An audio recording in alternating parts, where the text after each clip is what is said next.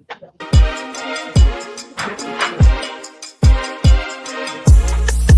right.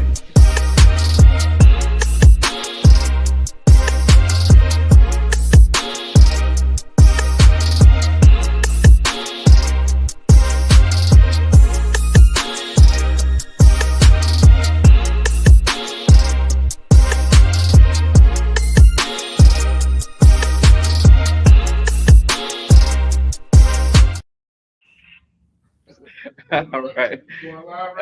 And we're live. All right. So, Marquise, Priscilla, you have the room. Appreciate it. Wow. Well, first of all, I'm super excited to be in the space with you guys. I'm a little sad because I couldn't be there in person.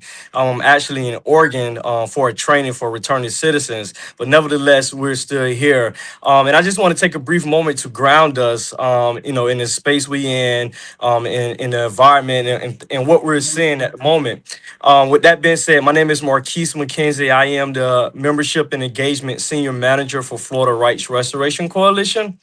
Did you know that 1 in 5 returning people in Florida are impacted by the criminal justice system? So what that means is, like myself, at the age of 15, I got took out of the juvenile system and I got charged as an adult for my very first offense.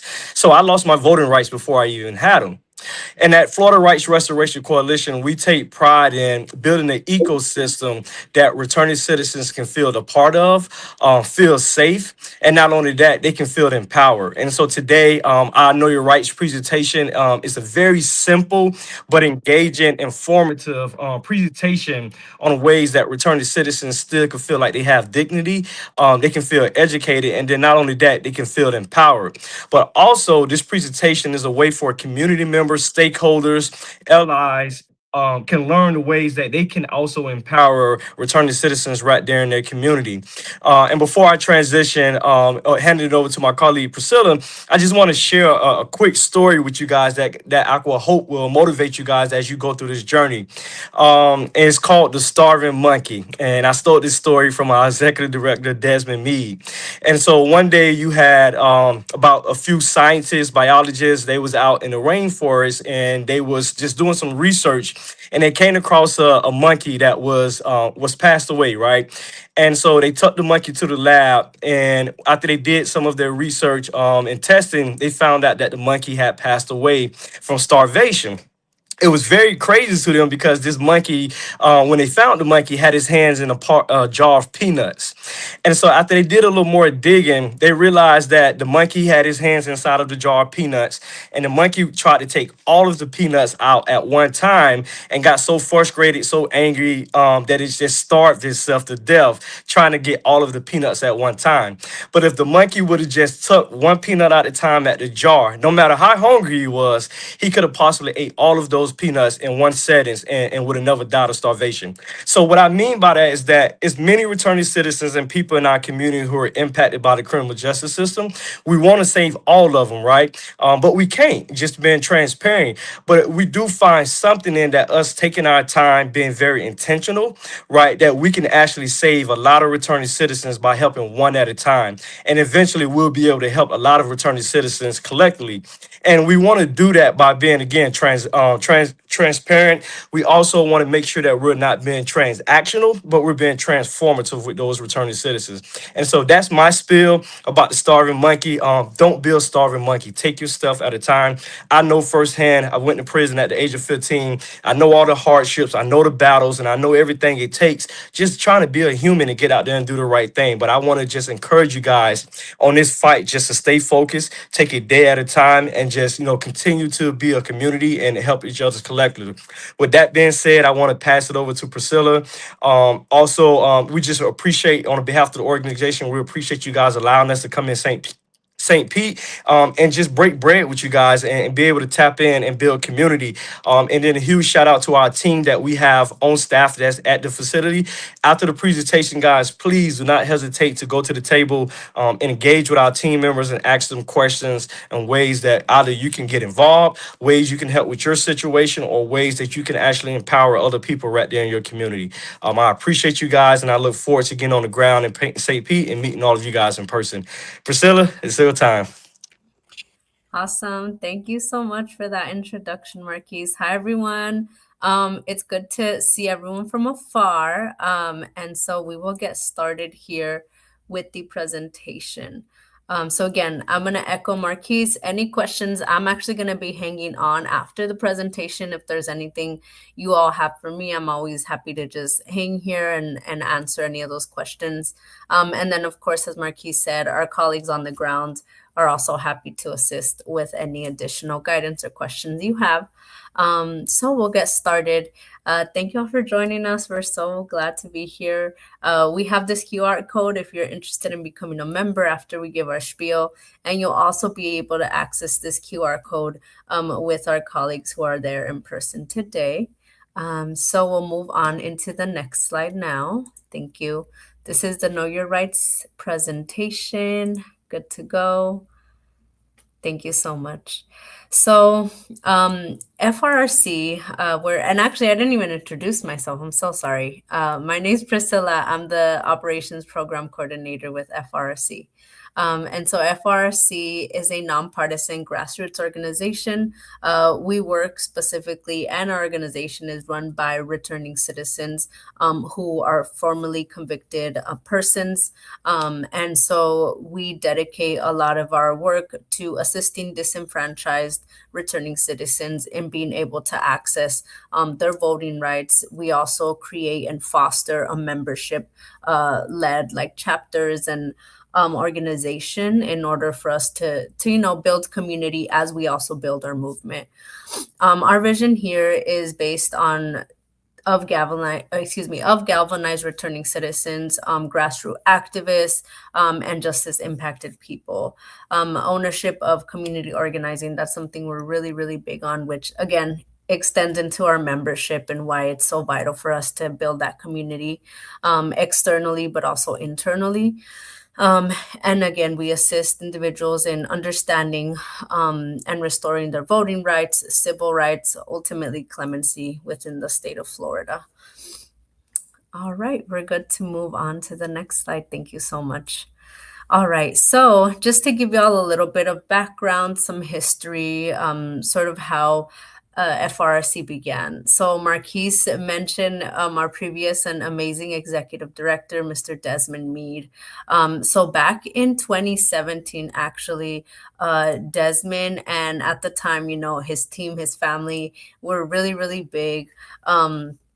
In being able to ensure that disenfranchised and returning citizens would access their rights. And so in 2017, the Supreme Court approved FRC's petition, which was collective of signatures to pass Amendment 4, to put Amendment 4 on the ballot. For the 2018 election. And so that was huge, right? Because it would open up the doors, which we're about to get to that point, for 1.4 million people to access their voting rights. So then now move on to 2018, 64% of Floridians voted to restore their voting rights, which culminated to 1.4 million people. That was, again, huge, being able to be part of a movement that assisted returning citizens in restoring their voting rights, but also understanding that the folks who wanted this were Floridians as a whole. This was a full community and statewide movement, even national within the U.S. Then in 2019, the Amendment 4 becomes law. This ended a lifetime of a ban on voting rights for most previously convicted felons. So that meant that prior to this, 750,000 Floridians disqualified due to fines and fees now had this access to vote. Then in 2020, FRC raised over 30 million for 40,000 plus returning citizens to assist with those fines and fees. So there were more than 190,000 returning citizens that registered to vote in that year's November election, which again, huge numbers and awesome.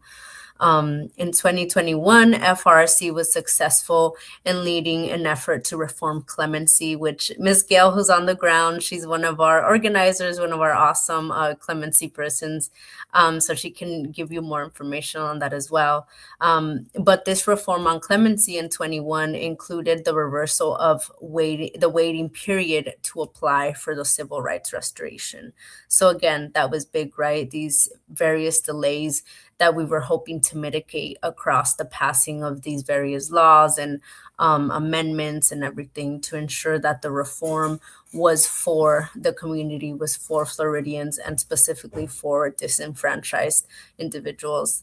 Then in 22, FRC continued to build our movement and gain power in every region across the state, counties, different cities, towns, just making it known that FRC was here to support any and every returning citizen in our community. In 2023, FRC is nominated for a Nobel Peace Prize. And then in July, FRC filed a lawsuit. So we filed a lawsuit against the state for failing to do its job and fix the broken election system.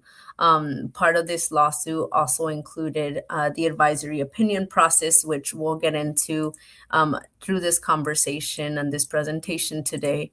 But yeah, the lawsuit was instrumental in just holding, of course, what we did and what we agreed with the state to do, but also holding the state accountable and ensuring that what was agreed upon across all these various amendments and laws did in fact support and not make it harder for returning citizens. All right, we're good to move on. Thank you so much. Awesome. You guys are the best with the slides.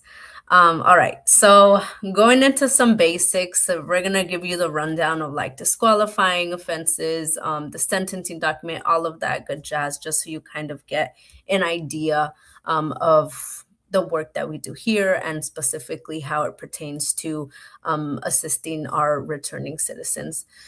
So restoring your voting rights under Amendment 4, that means that we cannot assist, and because again this is under Amendment 4, we're unable to assist individuals who have two disqualifying offenses as they appear in Amendment 4 and specifically under the statute 98.0751. So under that statute, it details out that if a previously convicted individual has murder or felony sexual offense conviction, unfortunately, due to that amendment, it's not possible to restore those voting rights.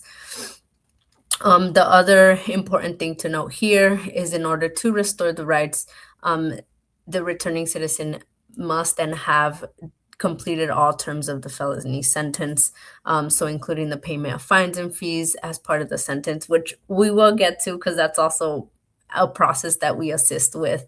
But fines and fees, probation, incarceration, etc. And then lastly, for voter fraud, so it is a third-degree felony to register or to vote when you're ineligible to do so.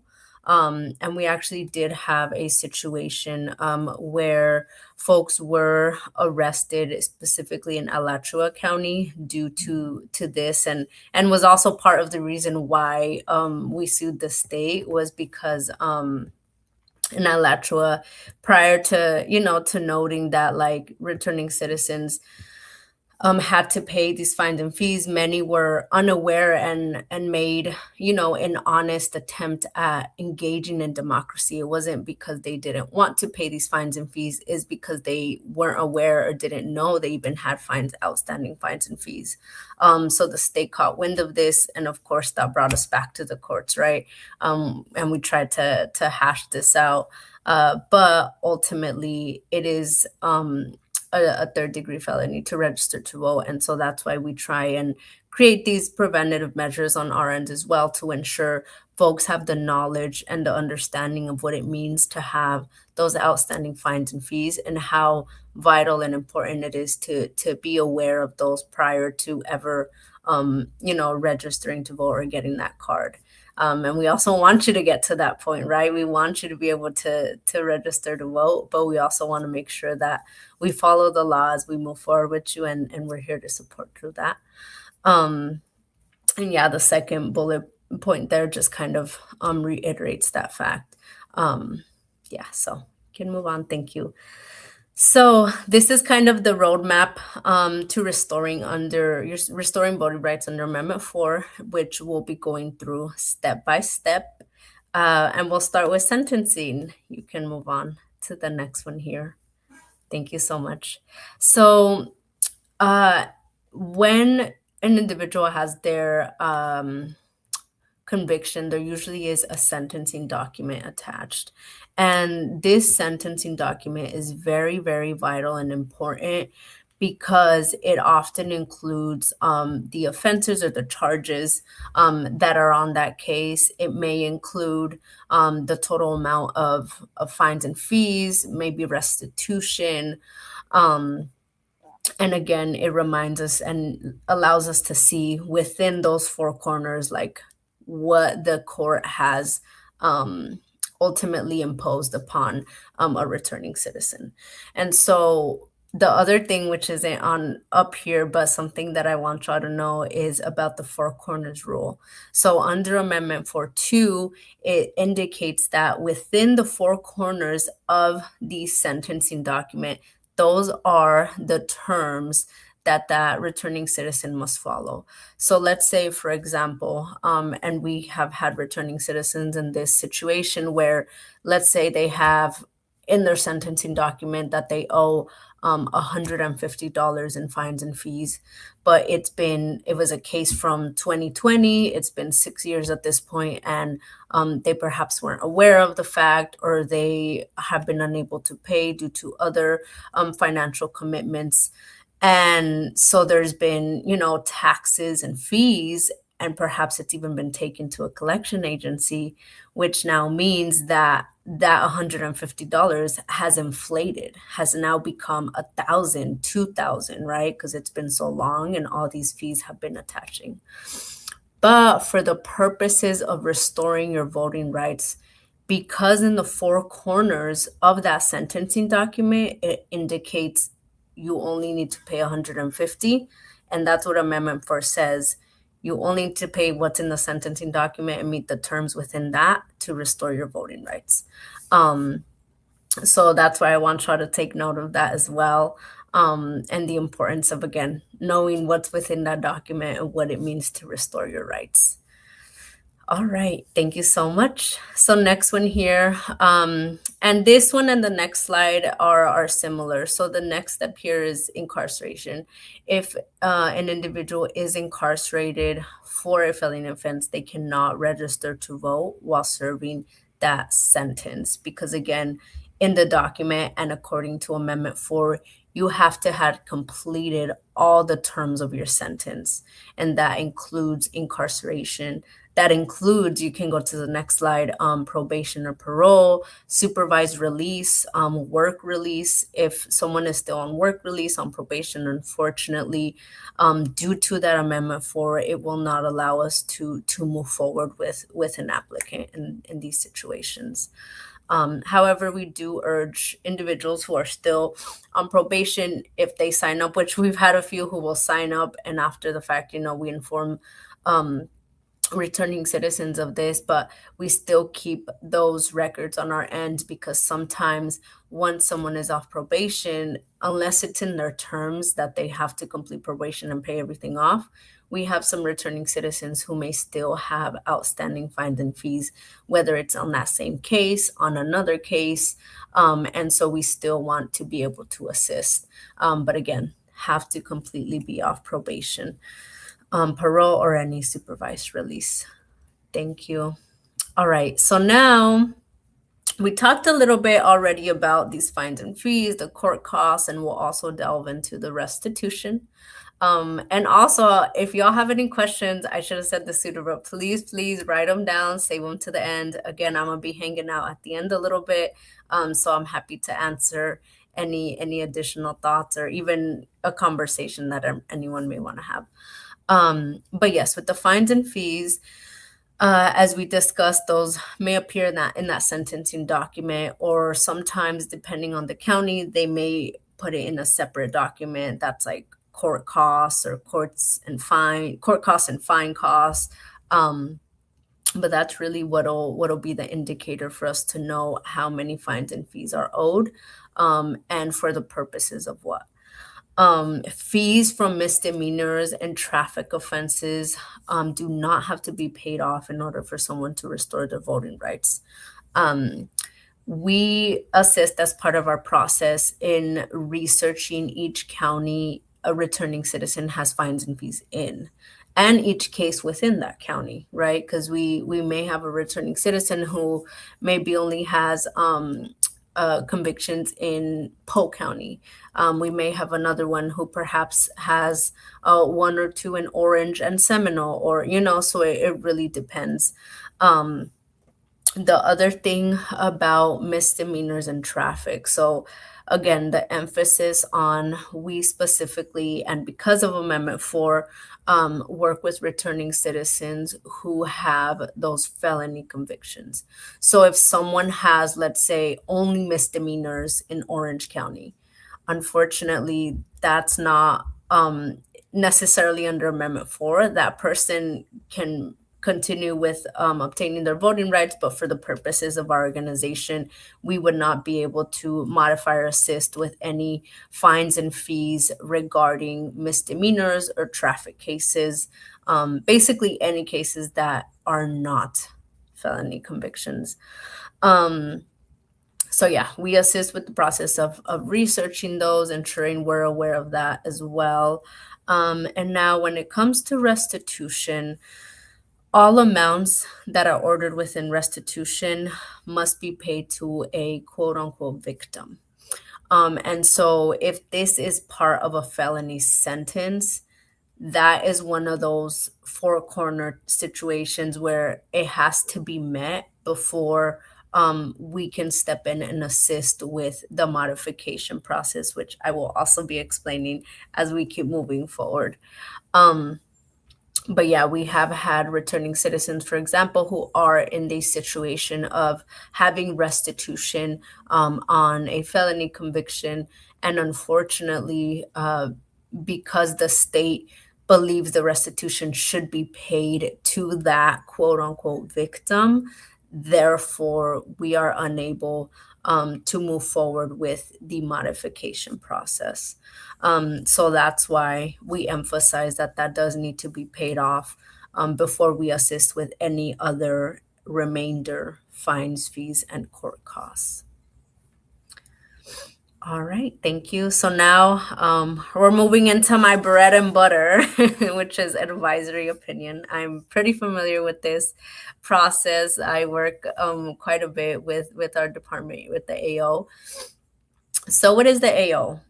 This is, again, one of those situations where we did have to litigate and speak with the state, have a court legal conversation about like, hey, we need to come to an agreement because the process we had back in 23, 24 prior to that was causing so many delays, was taking months, years, like it was taking way too long, and didn't align with our desire to ensure that returning citizens accessed their voting rights.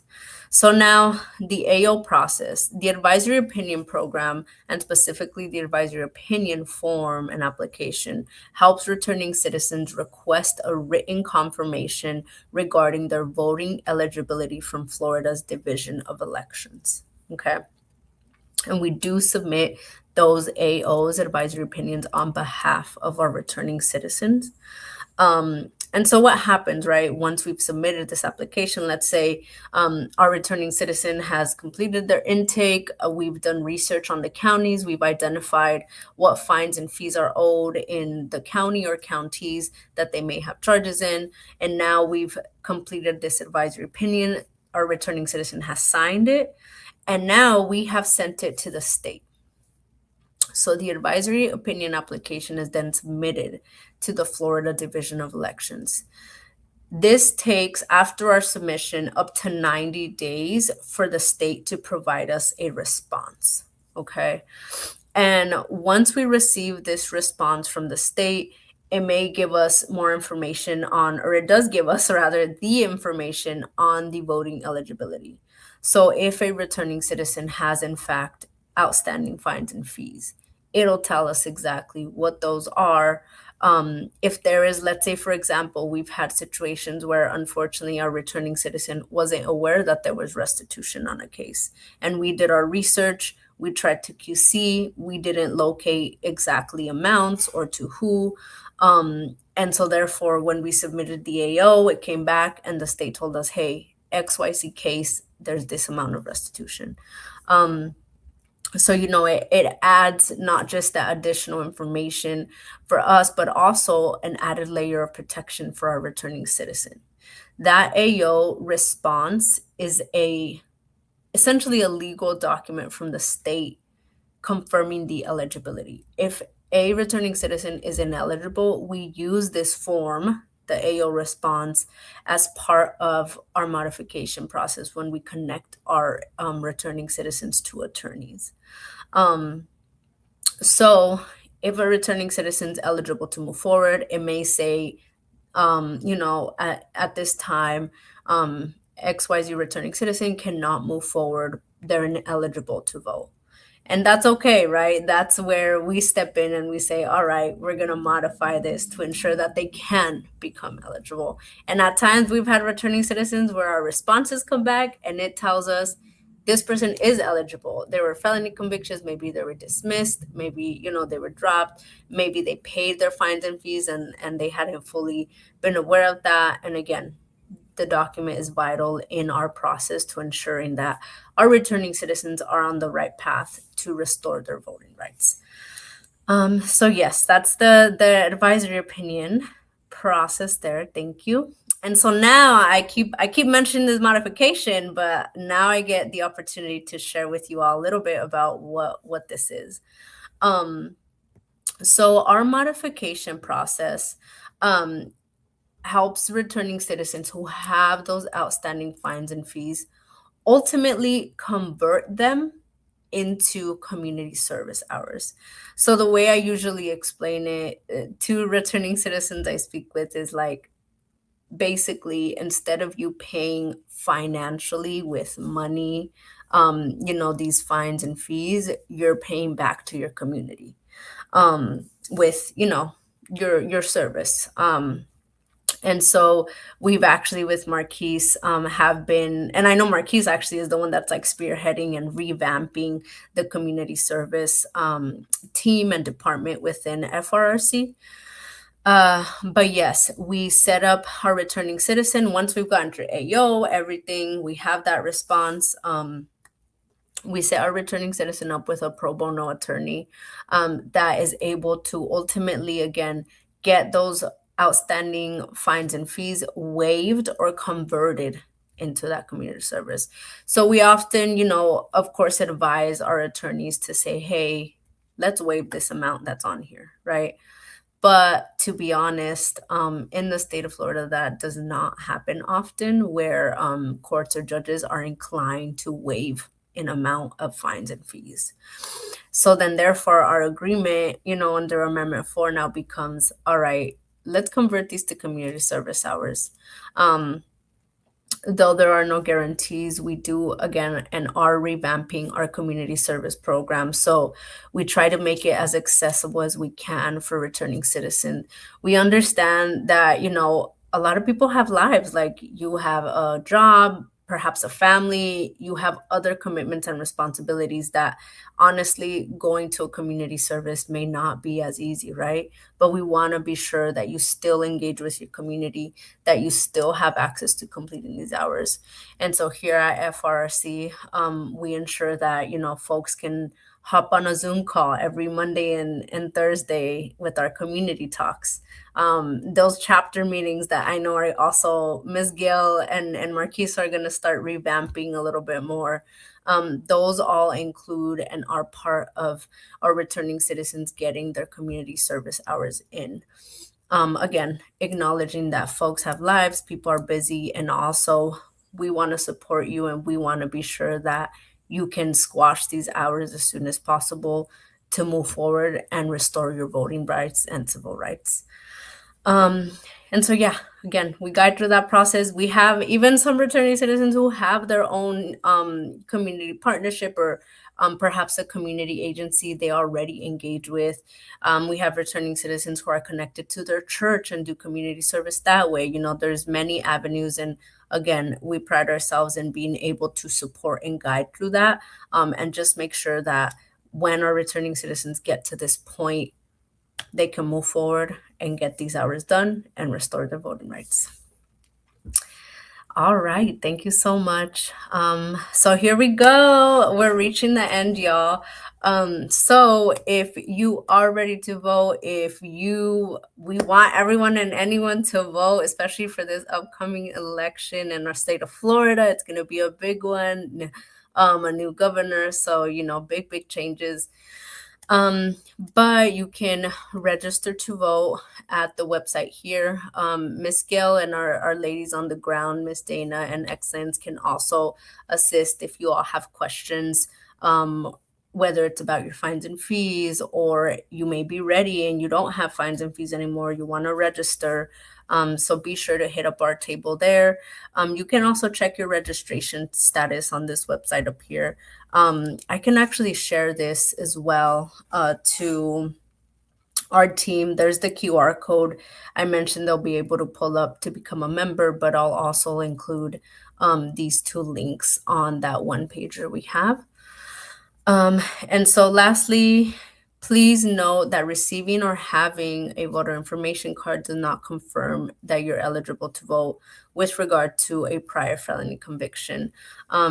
Please refer to that voter eligibility checklist. So again, we don't want folks who perhaps they're unsure if they're ready to vote, or perhaps there is a felony conviction they're unsure about. We want you to double check, and that's what we're here for, to support you and be sure that you are in fact prepared and ready to get that card. Yeah, so we can move on. Thank you so much. All right, so just to review some of the information we went over today, which I know it was a lot I threw at y'all. So please digest it at your own will and as much as you can. You have to be sure you've never been convicted of a disqualifying offense, which under Amendment 4 and the statute is a murder or a felony sexual offense. You can contact, but again, if you want to work with us to check on this, then we're happy to assist there. There are some caveats with the murder or felony sexual offense as well. Under the statute, the murder has to have been committed. So ultimately, like an actual killing of a human being. If it's attempted murder, that still actually qualifies a returning citizen to restore their rights, because attempt doesn't mean the actual killing, it's an attempt. With regards to the felony sexual offense, similarly, unless you have you are registered as a sexual offender, we have returning citizens who perhaps had an attempt of that offense and still do qualify under the Amendment 4 to restore those rights. We want to ensure you're not currently incarcerated, no open cases, no probation, or any type of custodial or supervisory release. And then that you have paid all restitution. So again, that's one of those things. Sometimes we're in a catch-22 where a returning citizen has probation, and they have that restitution and fines and fees as part of their probation. And unfortunately, even if they have those fines and fees, they have to finish their probation first, before we move forward. And of course, the restitution. And then the last one, I will say, again, it depends, right? If you have not paid all your fines and fees, we're here to support and ensure that if those are unable to be paid off, that we can assist in that modification process. For you to obtain your voting rights. So, all right, we're now for real, we're reaching our end.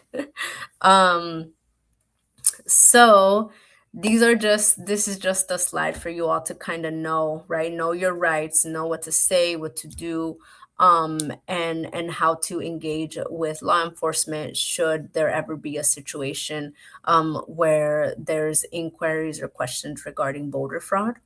So of course, be polite and courteous, remain calm, which I'm sure can be hard, but remain calm. Ask for ID from the individual.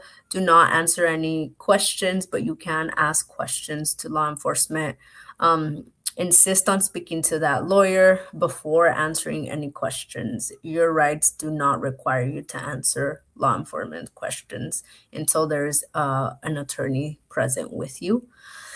Um, Similarly to being polite and courteous, respectfully ask the law enforcement to leave.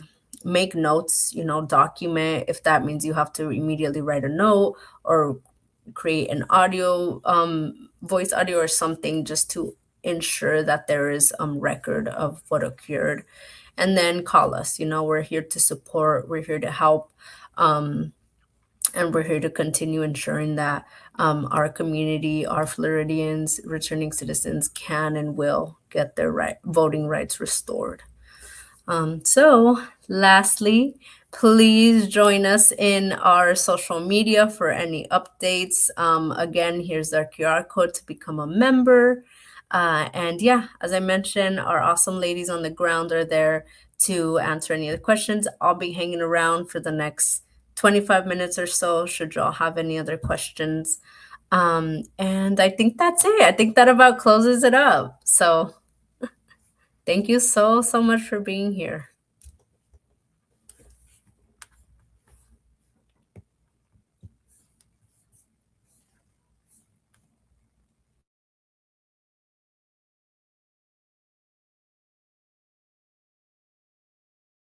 That's why.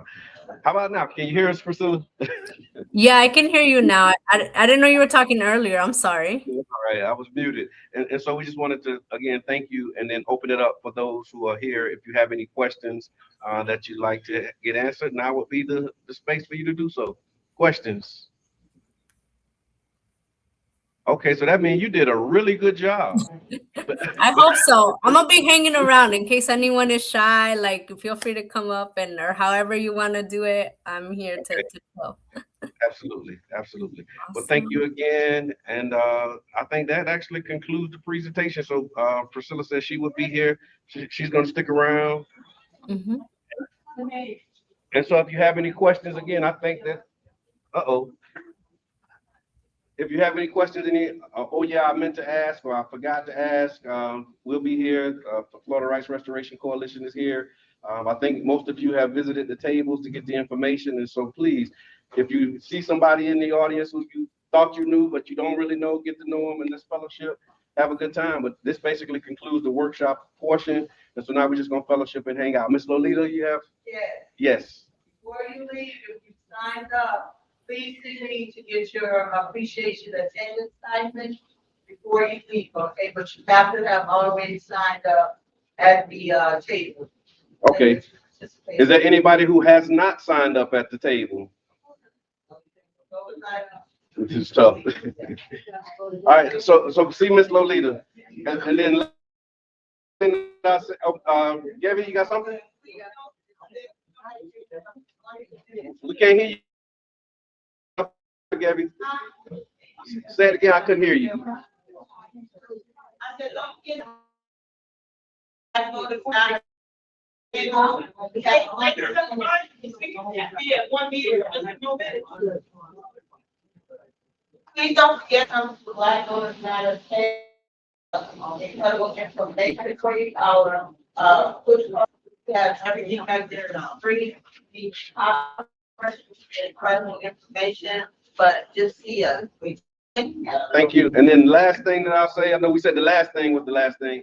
Last thing we'll say is the Childs Park Neighborhood Association. We want to acknowledge our board members who are in the building. So if you're a member of the board or as committee lead, please stand so we can recognize you. We have our Vice President Jamie in the back. Let's give it up for Jamie. Y'all know Jamie, right? Our treasurer, Miss Lolita, making sure everybody gets appreciated and signed in. Give her a round of applause. We have a board member at large, Teresa Lynn over here, is also health and wellness chair. Give it up for her. And our secretary, she has about as many hats as I have. So our secretary, Ms. Effie Solomon Ward, doing an amazing job. Thank you. And then we have the chair of our membership committee, Ms. Robin Wynn. She was at the table, that smiling face that y'all saw. Give her a round of applause. And then thank you to everyone who served. Thank you to the food team. Look, we say thank you all night, even if we have 10,000. But I appreciate everybody and thank y'all for coming out. And this concludes our presentation. Yes.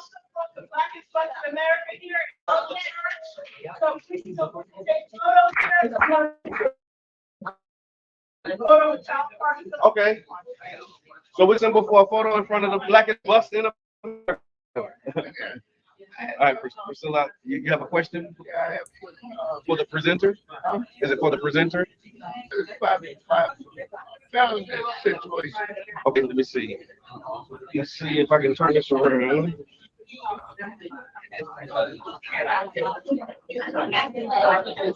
All right. Trying to get this camera where you can see him. We're gonna end the live stream. So real quick. So thank you to everybody who was on the live. Appreciate y'all. It'll be like 2 minutes and then we'll be right back. One second. Get this out so.